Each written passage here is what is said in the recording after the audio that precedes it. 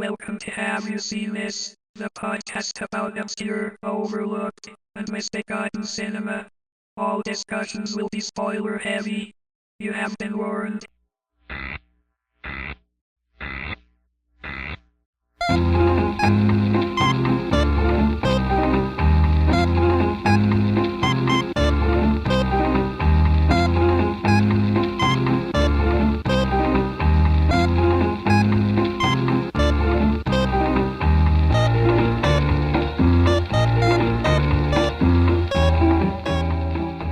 Have you seen this? I'm Jennifer Albright. And I'm Tim Heidrich. And returning to the show, we have our recurring special guest. He's delightful. He's lovely. He's your friend and mine, Will Menaker. Hello. How's it going, Will? It's going well. I am back in the city, and I must say it was lovely to see you guys again when I was out on the West Coast. You dropped by our show and the house we were staying at in San Francisco. So blessed as always. Namaste. Well, anyway, we're back with Will to discuss a Liliana Cavani film called Francesco, starring my paisan, Mickey Rourke. Bene. Molto bene. The titular Francesco, he is everyone's favorite saint, Saint Francis of Assisi. The saint I only know about because of Red Dwarf. He's nice to animals, I guess. That's as far as my knowledge. That is goes. the famous thing about Saint Francis is that he did minister to the squirrels and the birds and pets. He thought there was nothing beyond the word of God. He also apparently convinced a wolf not to eat a bunch of townspeople. And he also got the townspeople to feed the wolf in return. That is like some next level proselytizing right there. He was a conservationist as well, Yes. So before we get started, what are everyone's theological bona fides? I'll start. Not many. I was raised in sort of a very non-religious household. I mean, if we cued to any tradition, it was Christianity. We celebrated Christmas and Easter, went to church a few times a year. I did go to a religious school, an Episcopalian school from about kindergarten through 8th grade, but we did go to church like twice a week, but none of that religious teaching was really reinforced at home. So I don't really have a great wealth or depth of religious tradition or affiliation to draw from. So you aren't watching Francesco and going like, "Oh, come on, he never did that." No, I'm watching it being very, very impressed by his religious dedication and rapture. Yeah, I mean, I was raised nominally Catholic. I quit before I was confirmed. But Tim was a part of the firebrand religion, Lutheranism. Yeah, I got 95 problems with Catholicism that I'd like to go through right now. Thread, one of 96, yeah. But yeah, so we're not really approaching this from a theological perspective. We're kind of approaching it as, just film aficionados. Liliana Cavani is probably most famous for The Night Porter. Have you seen that one, Will? I have not, but I am familiar with it. It's another one where Charlotte Rampling is sort of a sexy topless Nazi. She wears suspenders, and no shirt, and sort of one of those sexy SS hats. That's all I know about that movie. Yeah, it's there's every SS hat is a sexy SS hat. Am I right? Depending on what part of Twitter you're from, or no, I should say Gab. Never mind. But yeah, and that one was about a woman who ends up meeting someone who was a guard in a concentration camp that she was in, and they rekindle their incredibly fucked up relationship. Okay, that timeless story. So women love a man in uniform. And men love a woman in striped pajamas. Jesus Christ. I wasn't aware that she directed The Night Porter. I wasn't really aware of like her body of work at all when I recommended that we do this movie. And I recommended that we do it because it is extremely not seen by anyone. Yeah. Like I hadn't almost heard of it nobody. until you brought it up. almost nobody knows about this movie, and I like it because I'm sort of I consider myself sort of a Rourkeologist, sort of a student of the canon of the films of actor Mickey Rourke. And this one is both incredibly obscure, but also incredibly funny and interesting to me on a number of levels. And it features, I think, a very weird but also strangely moving performance by Mickey Rourke as St. Francis of Assisi. Yeah, you think that it's going to be incredibly distracting seeing him in this movie because, the things that come to mind when you say the name Mickey Rourke are like in his early period, before he screwed up his face and, everyone in France, totally loved him. He played, these, these kind of rogue type parts. Yeah. Or, just kind of like a mook who'd maybe fight you. Yeah, and now he's kind of, obviously, in his old age, he's kind of moved into, definitely character roles because of the way he looks now. But he's certainly a very able and sophisticated actor. And I feel like he really works well in this movie. And this movie was made in 1989, I think. So this was at the height of his stardom and his good looks. He was an exceptionally handsome guy who, like you said, usually played these sort of, streetwise tough characters, really going against type in this in a like I said, a strange and interesting way at the height of his sort of fame and celebrity. I found that kind of distracting though, because I always see him as kind of this pugilistic kind of Jersey mook, no matter what he's playing. So I don't know, maybe it worked for you, but for me, I'm just like, I didn't know, St. Francis of Assisi wore affliction shirts or something. And carries tiny chihuahuas with him wherever he goes. Yeah. No, but he did really work well for me in the role because St. Francis, obviously he wasn't always a saint. He started off as, basically a rich kid. Yeah. Who was, into completely sensual pleasures. They show him carousing with all his rich friends. There's a bit where he throws a whole roast pig at a guy. Yeah, and I mean you can certainly see Mickey Rourke as that fail son, child of privilege, kind of go nowhere sort of rich kid. Yeah, and then Helena Bonham Carter's character, Chiara, who narrates the film along with a bunch of Francis's acolytes. You can see, you can understand why she's drawn to him immediately because she meets him in his, in his rich boy phase, and he is very striking. Mm-hmm. So I certainly buy that. Francesco, later to become St. Francis of Assisi, was, I think, as the movie makes clear, not the child of nobility, but the child of a very, very sort of wealthy merchant class. And there's some question early on, his family and him has ambitions that he will go on a campaign for one of the local lords and become given a knighthood. Their family will be given a crest. Yeah, but he is a fail son and kind of fucks that up. First, he gets ransomed on the first time. Yes. He gets ransomed with a bunch of other lads from Assisi and is in prison for a year. And that's where he first finds the Bible. And there's a scene where they show a priest who is tortured and flayed this guy alive for the sin of translating the Latin Bible into the common vernacular, and that's the first time. And Francesco gets that copy of the book that this guy was being tortured and killed for, and begins to read it during his year in captivity when him and all of his friends are being ransomed out by among these warring houses and whatnot. So. Yeah, he's a fail son at being a soldier or a knight of any kind, and then he has his conversion moment. This his second time out trying to be a knight, where he gets kitted out with all the armor.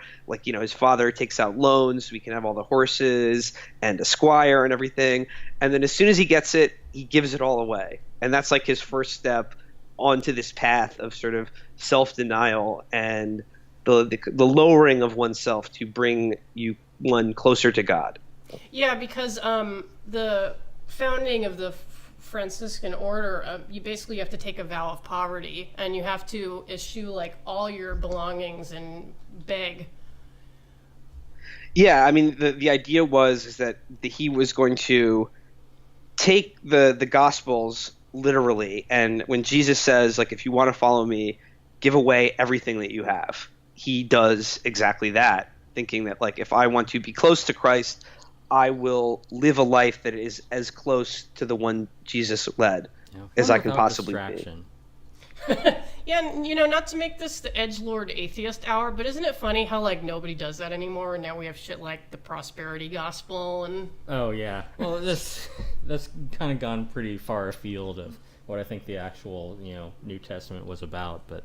Yeah. So, imagine trying to explain that to a, Well, an interesting thing is, like, as you see in this movie, the Franciscan order sort of develops. It becomes a very powerful sect in the Catholic Church after they're officially recognized, but also like troublesome, and it causes like huge debates and much consternation within the church itself. That I remembered that one of the issues that they talk about in this movie, and one of the rules that Francesco lays down, later becomes very controversial and is the source of the debate that is taking place in both the film and novel, The Name of the Rose, another one of my favorite books and movies. But it is the debate between the Franciscan and Benedictine orders, debating the theological question of, did Christ own the clothes that he wore, which is a very important theological question, but it had huge ramifications for the church itself when it comes to whether they could own not just property, but wear really fancy jewels and silks and robes and display the sort of wealth and the power of the church through their own appearance, rather than looking like paupers, looking like beggars, which is as what Francesco does. Yeah, because he goes whole hog and like completely like breaking from his wealthy family. There's this scene where he's in court because his dad is so mad at him for like basically wasting his inheritance. And to make a point, he strips off all his clothes in front of everyone, which, I don't mind. Yeah, I mean, they love certainly walking the walk. We're just like, okay, if you don't want me to be a burden on you, here's all your stuff back. The Franciscans in this movie love being nude. They love getting nude to make a point, which is to completely purify oneself is to be nude in public. Well, that's when you have, a female director just throwing all these like nude men into their like, movies. This movie's gonna have nothing but ball sacks. And there is some of that. Spoiler alert! Yes. Yeah, get there. There is scrotum in this movie. We'll get to that. Man asses aplenty. I mean, I think another thing that I think is worth mentioning about the movie is Mickey Rourke's performance stands apart from virtually everyone else in this movie. He's an American. Everyone else is British. Mm-hmm. And everyone else is doing this very mannered, sort of theatrical style of acting that seems totally different than what Mickey Rourke is doing, who is, in a strange way, kind of affecting this sort of muttering, mumbled, soft-spoken figure, and everyone else around him is like, "But Francesco, sir, if you give away your land, you'll be poor."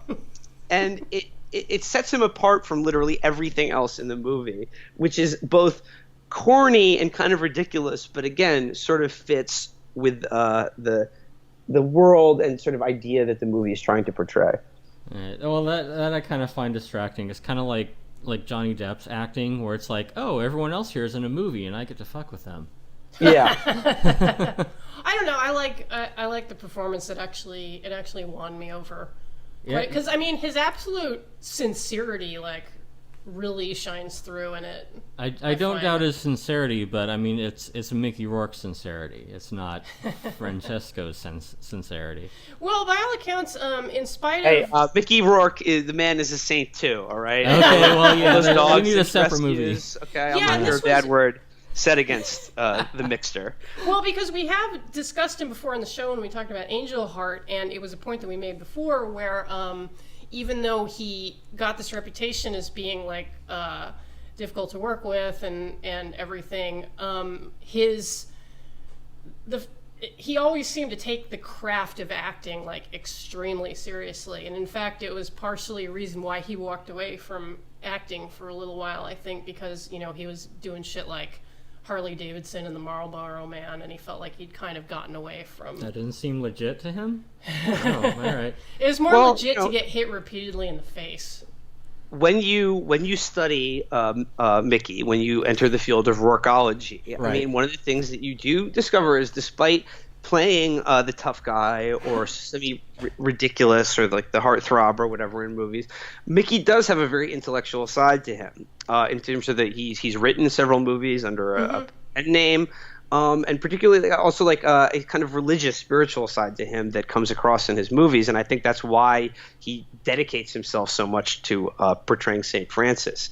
Again, with his sort of current incarnation, like also, I mean, it's hard to, you know, this is speculation on actor and artist and movie, but I can definitely see how he would relate to Francesco's sort of self-destructive and sort of bodily mortification in Mickey's own dysmorphia, repeated punishment and abuses of his body, but also the disciplining of it through, you know, weightlifting and training and all that, but also the, you know, grotesquerie of many plastic surgeries.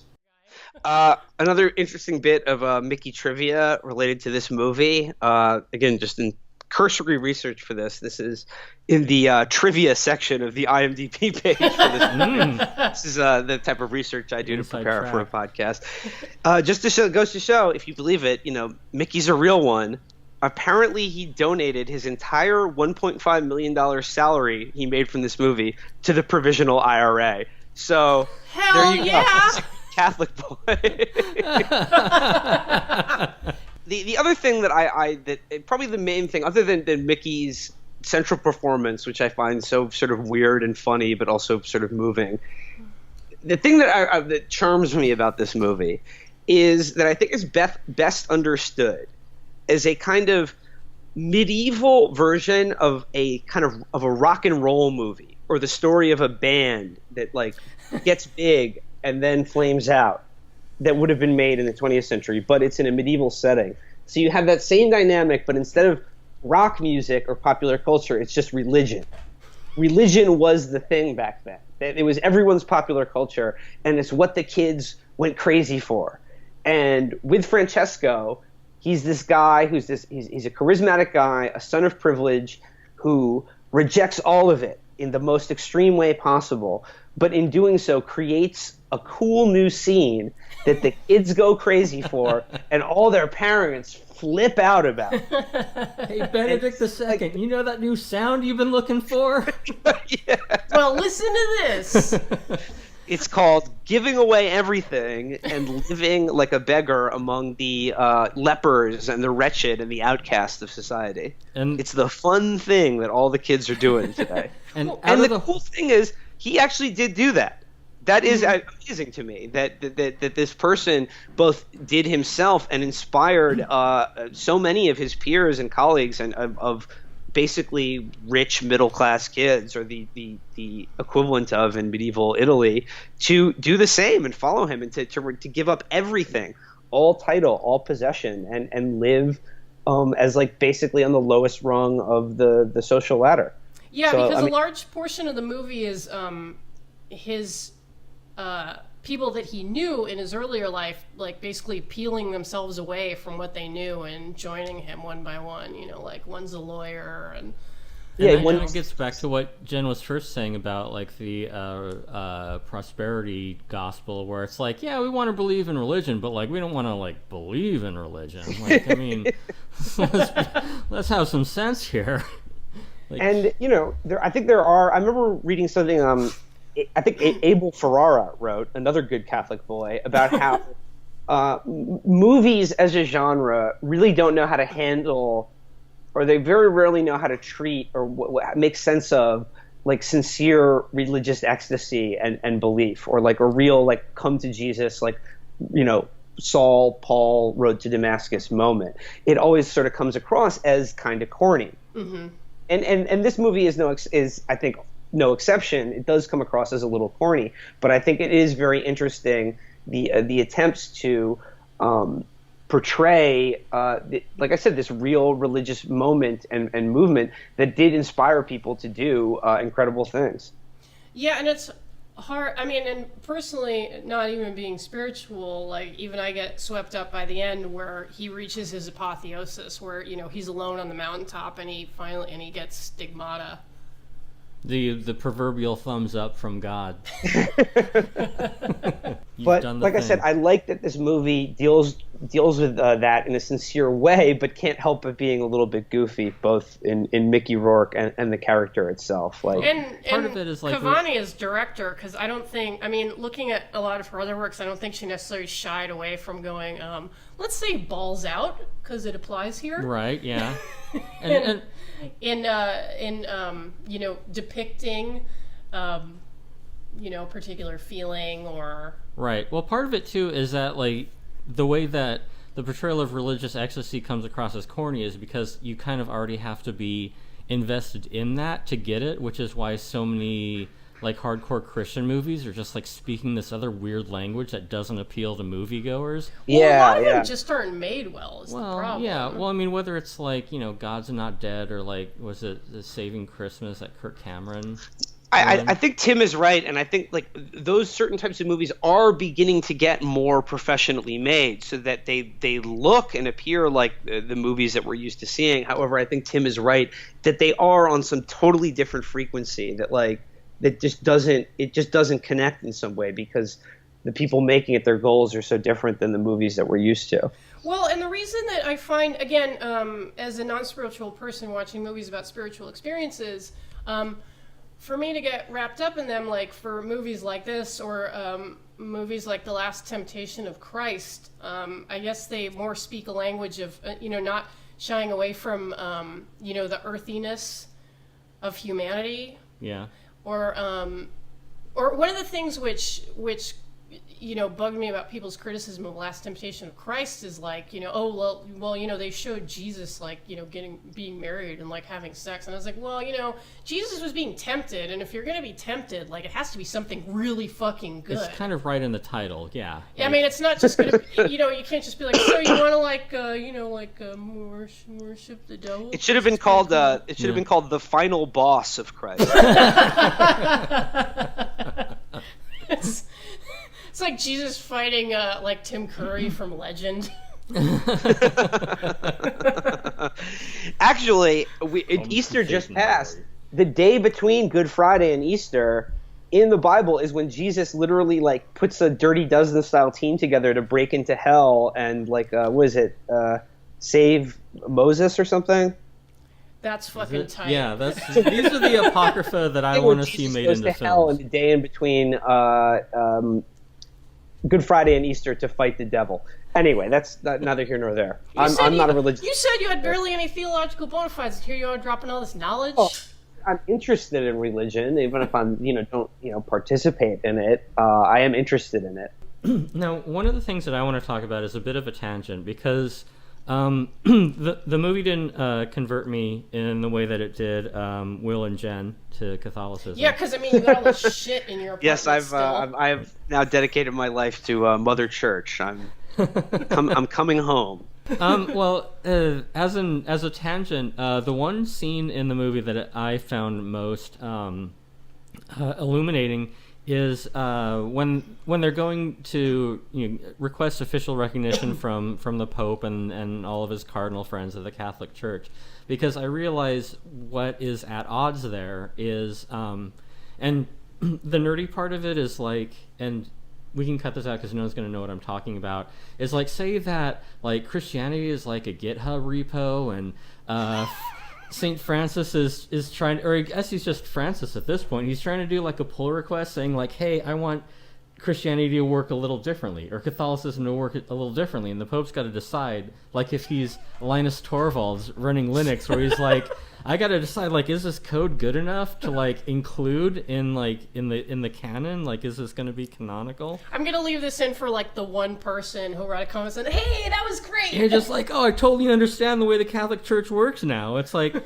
because from the Pope's point of view, like that message can get away from them. Like if they just let anyone come in and be like, yeah, I see what you're saying about God and Jesus and whatever, and then like you got to be careful who you do and don't let in, because on some level, these people are, are zealots, or they're schizophrenic. Like, I mean, John the Baptist, like he was nuts, and like they like talk to like invisible voices, and it's like, is this really the person that we want to have like as our representative? Like, is this going to be like an official part of our religion or no? So I do see from the Pope's and the Cardinals' point of view that they have to be really careful about what they're allowing, because it isn't like all necessarily going to be good grassroots organizations that come up saying, hey, we want Catholicism to work this way now. Well, if you want to talk about it from like a kind of like a radical or revolutionary perspective, it's like that's why there's all this biblical apocrypha, like they threw out the books that said stuff that kind of made them uncomfortable. Yeah, and the funny Yes, I've seen that Glenn Danzig video as well, where he was all of the secret works of the Bible that were censored, including the one with werewolves and the one where Jesus just kills a kid for insulting him. But that's true. That's in the fucking infancy gospels. Right, yeah. In the fucking infancy gospels. And like Jesus was this holy terror, and it fucking makes sense, because you're raising a kid who was basically immaculately conceived, the son of God. Yeah. Like, how's that going to affect the psychology be a bit of a prick, of the kid growing up? Yeah, and so like he gets mad at one kid and like fucking strikes him dead. And when people get mad at him, he's like, fucking fine. He like resurrects him. All right, fine. Come back from the cornfield. But that's too spicy for the Bible. Speaking of the scene that we're talking about, though, where they petition the cardinals and official representatives of the Pope to recognize them as within the bounds of the Catholic Church and its teachings and authority. Not like I like Tim's Linux code analysis of this. For me, this sticks within my "it's a rock and roll movie" reading of this, and like this is the scene in which they go to the record company, and they're going to decide whether they're going to be a band or just a scene, a sort of local scene, and it's the same thing. They're wary of them because they're like, ooh, can we control this hot new thing? But they know that they have to deal with them because they're so popular. Right. And they know this is where the people are. So they're like, well, we have to better to sort of bring them into the fold and control them than let them, let it run rampant and maybe make some money from them as well. Wow. The devil you know. You just gave me a great idea. I'm going to write a movie musical, a rock musical that's a biblical allegory, and I'm going to call it The Apple. Again, back in that scene that I think is really the highlight of the movie for me. Also, there's that one cardinal talking about, he says that their penance will lead to vanity and arrogance until they think they're the only true Christians. And I have to say that idea has kind of caught on, because we as the audience, like, we see like the Pope and his cardinals as like these cloistered, sort of invested, wealthy church members as the bad guys here. So in a way, like, the cardinal is right. He's like, these people who go out and like they take this vow of poverty, like they're gonna become like more sympathetic than like the people who wield the actual power in the Catholic Church. And it just seemed like an interesting it seemed like an interesting point of view that changed my perspective on like who is right and wrong necessarily in this situation. Yeah, and I mean it certainly applies to even today how like radicalism is always perceived as a threat. People seem to be like inherently reactionary, and that's why we're always so terrified of what's happening on college campuses with those crazy kids and stuff like that. Yeah, and I mean, I know I'm gonna sound like I'm still like swayed by the Fountainhead or something, but it's like, is it possible that like a rich, powerful person is like right once in a while?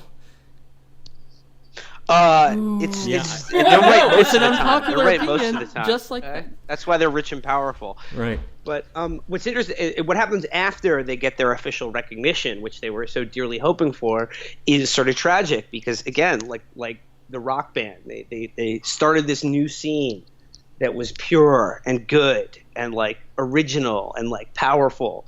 Then they get hoovered up by the big record company, aka the Catholic Church, and then all of a sudden they have more fans than ever. They have fans from all over the world. They're doing tours. They're selling out stadiums for people just nude in poverty.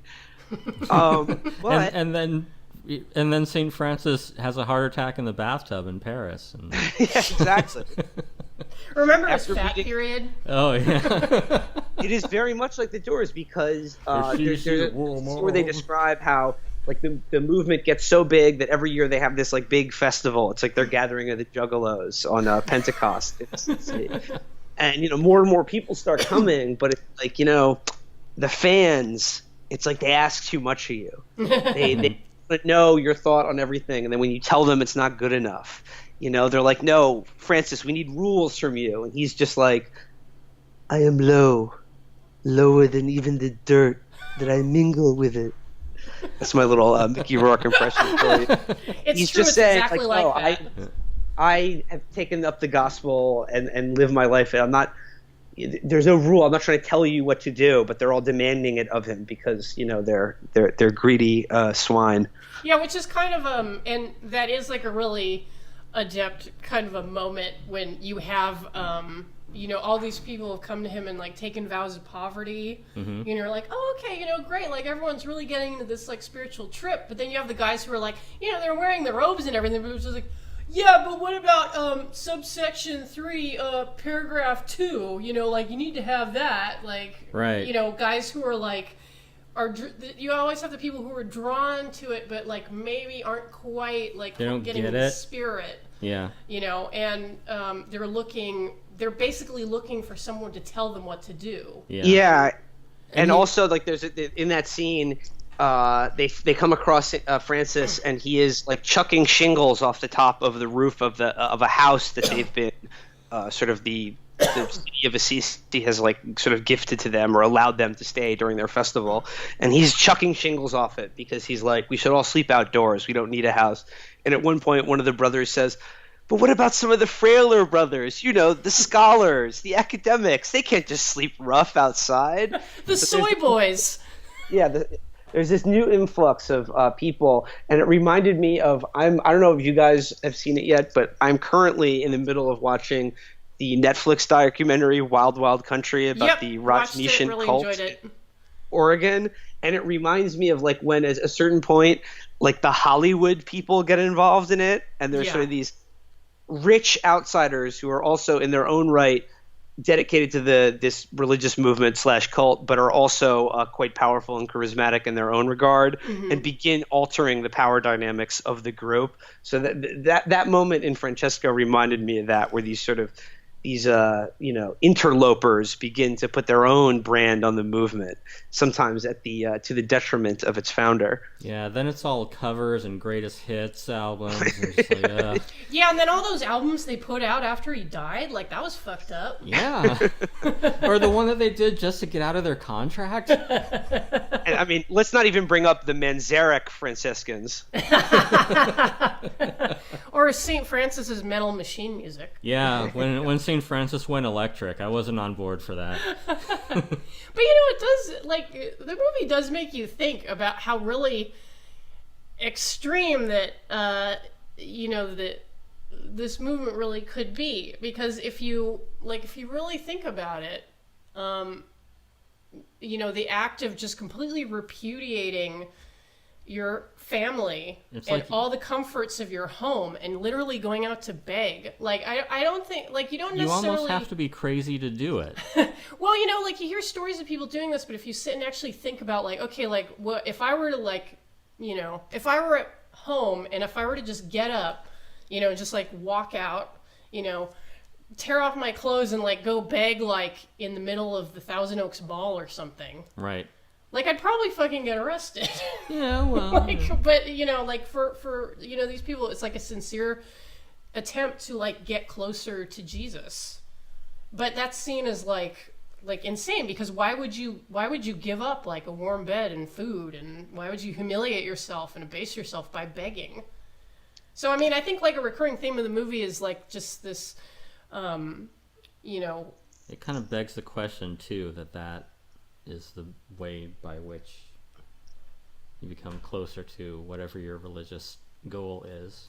Well, I think it's you know, the difference between like, you know, I don't really know the words for it, but like activism and like personal piety. You know, like you can go out and feed and clothe the hungry, or, you know, you can just like kind of wall yourself off and, you know, be like, well, like in my cell on my bed of nails, I am closer to Jesus. Well, yeah, because then it gets into like that kind of Mother Teresa thing where it's like, oh, I'm helping by letting these people suffer and thereby getting them closer to God. Yeah, there's it's like, also that. Well, I would say the difference between St. Francis and Mother Teresa is Mother Teresa was living in a time where we actually didn't have to have the medical conditions of the 13th century, whereas St. Francis wasn't. But to this question, like the first third of the movie or so does deal with this question, like, is he crazy? Obviously, like all of his family and closest friends all think that he has gone bonkers. However, little by little, they begin to sort of follow him around as he just lives like a homeless person on the streets and among lepers, and observe him. And they become converted because they see that it's not just a fit of fancy or like some sort of schizophrenic break he's had with reality. Like he has connected with something, and perhaps even God, and it's sort of undeniable to them that he has discovered something real, and they begin to follow him and do the same. To this question, though, of what a radical idea this is, history proves out that this was an incredibly radical idea. And even though I keep fucking up this up, Franciscans were recognized by the Catholic Church, the doctrine of poverty that they inspired led to all kinds of heresies and heretical sects in medieval Italy. And coming back to the Name of the Rose, a big subplot to that book are the Dulcinian heretics and the spiritual movements of the time, which took this idea of not owning any property and applied it to everything, including the church itself. And they hated wealth and would sack churches and give away their property to the poor. And of course, that was a major heresy. The Catholic Church could not be letting that go on. So of course, that's a shame, because it sounds like good praxis to me. They were brutally suppressed by the church, not surprisingly. Yeah. But Francesco sort of threads this needle of poverty, but does it in a way that doesn't really threaten the actual wealth of the Catholic Church. It does make me think of my experience, like going to St. Peter's Basilica like a few years ago as a lapsed Catholic. You know, marching. And it is a march through the Vatican Museum to get to the Sistine Chapel. Like, you're being hustled through these, like, room after room of, like, the world's treasures. Right. And you can't really stop to see it because, like, shit, you know, we got a window to see the fucking Sistine Chapel. Yeah. You know, and so you finally get there, and yes, it is absolutely incredible and overwhelming. He painted that one guy getting his dick bit by a snake. That's right. Yeah. That was just his thing. Yeah, well. But, so, you know, and then you see the Sistine Chapel, which is certainly worth it, and you know, and then later we went in and saw the Pietà and everything. But I just remember looking at all the statues of the various popes, and there was only one that was in any kind of a prayerful pose. The others looked like they were about to put out a hit on somebody. Well, they are all Italian. About to drop the hottest mixtape of 28. But you know, that's a question for Catholics to struggle with. Yeah, it's like, yeah, how do you become, you know, the Pope of the Catholic Church? By being like a good pious man, or a little shady dealing on the side? Stepping on a few heads, you know. Well, I mean, I think they would say, as they say in the movie, that you know, a man cannot live as a sheep in a world with so many wolves. And like, there is the ideal that Jesus represents, but at the same time, the knowledge that the world that we live in is hopelessly corrupted by sin. So they're like, hey, you know, like, we're repping Jesus Christ, but in order to have that have any effect, we got to have some real world power too. Right. Yeah, you gotta knock a few heads. Well, going back to themes of earthly sensuality. We're gonna talk about his balls, aren't we? Yes, let's do that. Now, when I was researching, for this podcast, I went to the UCLA library and got this incredibly academic book about the film works of Liliana Cavani. It's called The Gaze in the Labyrinth, and it's full of sentences like this. And I read this before I actually watched the movie. One of the most remarkable and controversial scenes is Rourke's unabashed ballet on the snow. He dances around naked, as if he becomes one with the earth and the air. He makes snow figures that represent his human desire for a wife and children in order to tame his libidinal urges. And yeah, that's pretty much exactly what happened. Yeah. However, you see they don't describe that he also he sort of full belly slides down a snowdrift completely naked, and then yes, you do see his balls, and then begins sort of piling snow into his crotch. And just sort of icing down his libidinal urges, but also releasing them in a moan of some kind, either coldness or ecstasy. You be the judge. I think, Will, you had earlier mentioned it being similar to Raging Bull. Yeah. Gotta fight Ray. LaMotta pouring ice water onto his crotch. I really, and again, really got to hand it to Mickey Rourke for fully committing. Well, yeah, scene. as you said earlier, he does take his craft seriously. It is an actual field of snow and ice. He fully belly flops into it, and he packs snow around his dick and balls. That's commitment, and I admire that. And he literally and then he makes some snowmen and says to his brothers, "The little one is my son." I have been tempted. And which also leads into the Helena Bonham Carter character, because another very radical thing that they do is allow women into their brotherhood.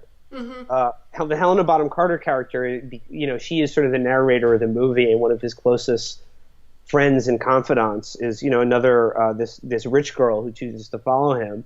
But he has the idea that nobody is beyond the gospel or above it, and bringing a woman into their order is that's when people really start getting freaked out by what the implications of this all could be. If their daughters are now going to go live covered in filth, surrounded by a bunch of other dirty men, walking the roads unprotected, which Christ knows what can happen. This is a very dangerous, radical idea that he has. Yeah. And then it's also the question of, is he letting her into the brotherhood because he's in love with her, or because she's in love with God? And is the temptation of a beautiful woman who is so dedicated to him is a question that he has to address.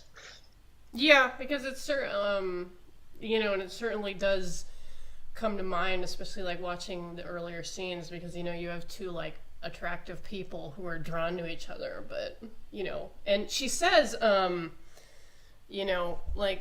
early on, when she talks about the first time that she laid eyes on him, it's in these almost ecstatic terms. Yeah, she mentions that a couple of times, the fourth time I laid eyes on him. Yeah, she literally remembers each and every time she saw him. Yeah, because the framing device is kind of like the band getting back together for one reunion tour, but without their front man. It's like Skinner. That's kind of the frame story. Yeah. The frame story is at the state fair. Yeah. Where they're getting back together one more time. They're on a Everyone in the crowd is yelling out, play I'm lower than dirt. I mingle with dirt. We all want to hear I mingle with the dirt. They're on the bottom half of a double bill led by the version of Styx without Dennis DeYoung. Yeah. But they were able to get Sammy Hagar for vocals, so that's pretty good. Are we being irreverent? Yes. Oh, quite. But yeah, I wish I had more to draw on from this book, but it all has sentences like this. Cavani employs the centrifugal compositional technique in which the film's visual lines are directed toward the limina of the frame, thus displacing the symmetrical relation of body to the background. And it's like, I know what that means, but that's a little dry. A bit, yeah. I don't. What I want to point out is the abrupt TV-like editing in this. In that it'll be, little bit, yeah. it'll be the back to the frame story of Helena Bonham Carter narrating it and being like, and then he told everyone to give away all their possessions, and smash cut Hard to cut, yeah. St. Francis, hey, I'm giving away my possessions. Someone's walking out with a couch. Yeah, it does almost seem to be cut like for commercial breaks almost. Yeah. And it made me wonder about the version that we watched, which was just, someone just put it up on Vimeo. Right. But it should be mentioned that Cavani... God bless them, because you can't find this movie anywhere else. Yeah, exactly. I mean, Liliana Cavani started off as a television documentary filmmaker. Oh, well, there you go. She made documentaries about like the Third Reich and some other subjects, and then she got into... she directed a movie about Galileo, and she did one about Nietzsche, so she's done a lot of this historical stuff. Ooh, a lot of the great thinkers of history. Yeah, which I actually, it's called Beyond Good and Evil, and I really kind of want to see it because apparently it's about Nietzsche being in a menage a trois. Ooh. And one of the people in it is Robert Powell, who was in a movie we discussed in one of our first episodes, Harlequin, aka Dark Forces. Sure enough. Wow, nice. But that's neither here nor there. Beyond monogamy, I like that. But yeah, so it does kind of feel like a TV production, and I'm not sure if it's because of the budget or the style.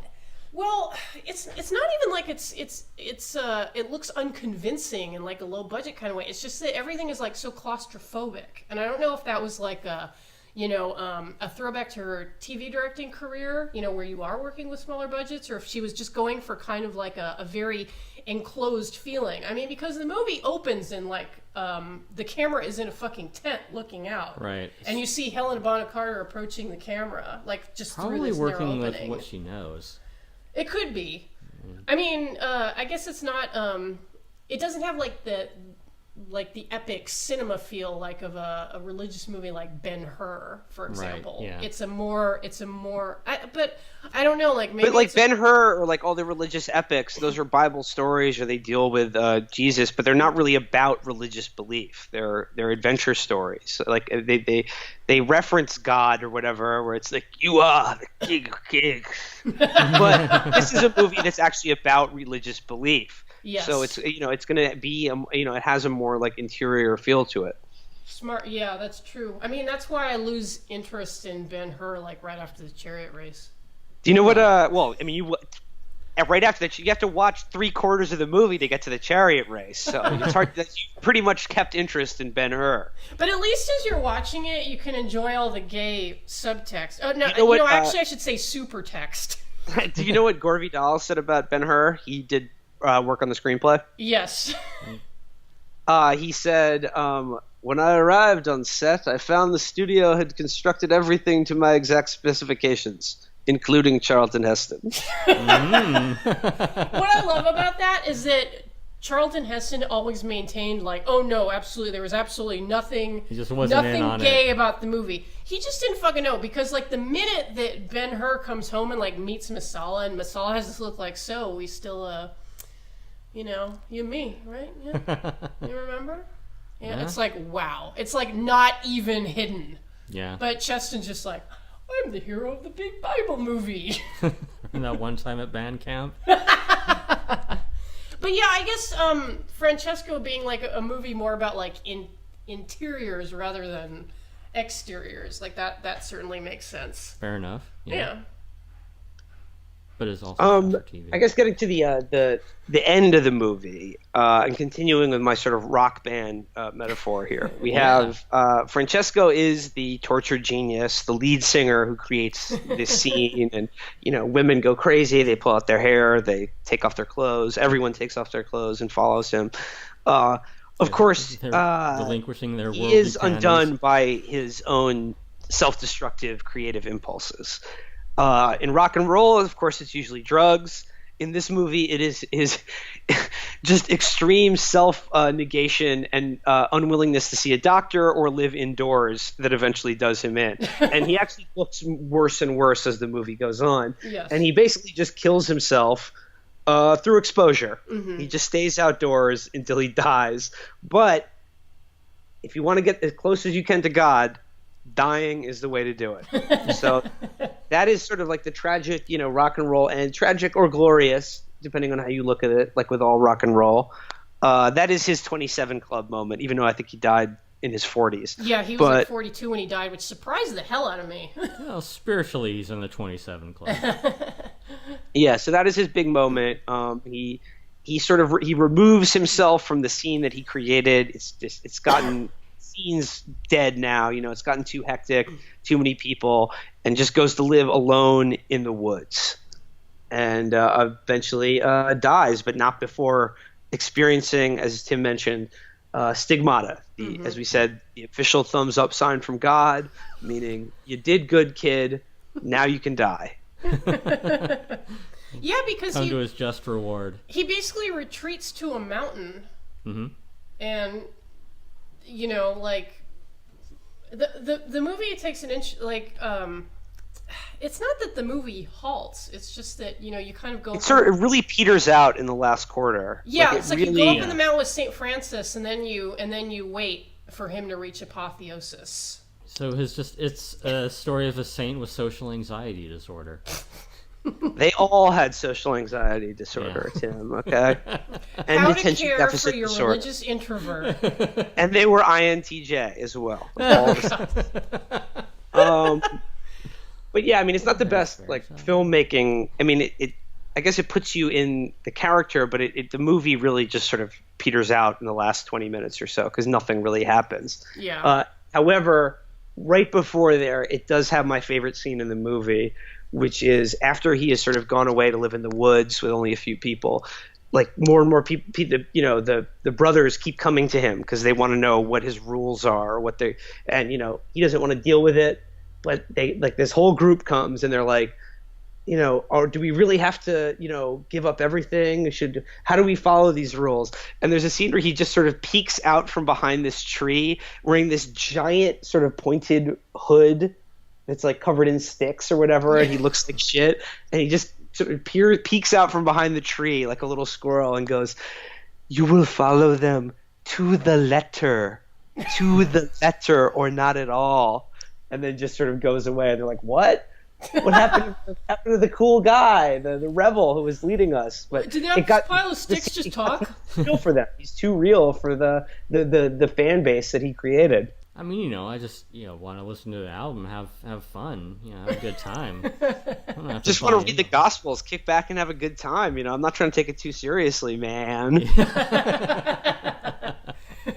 Now, like I said, also, like St. Francis, I have to point out, Mickey Rourke is a friend to animals. He is. Officially, St. Francis, we celebrate animals on St. Francis Day, and Mickey Rourke celebrates dogs every day of his life. He's a huge friend to the rescue dog community and is, in my opinion, a minor saint for his efforts in raising Wawa awareness and dog rescue. Yeah, do check out his Instagram account.